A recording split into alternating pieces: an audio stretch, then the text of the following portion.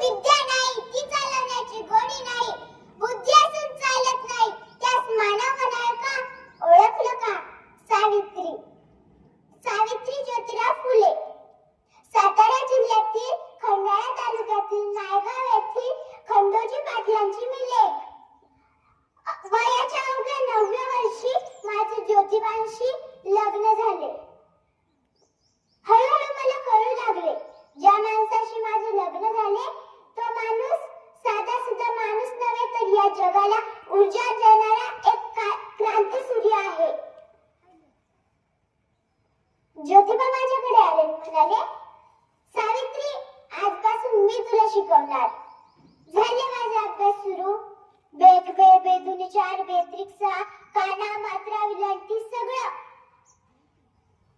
1 जानेवारी 1848 रोजी आम्ही मुलींची पहिली शाळा सुरू केली. पुण्यातील भिडेवाड्यात आम्ही मुलींची पहिली शाळा सुरू केली.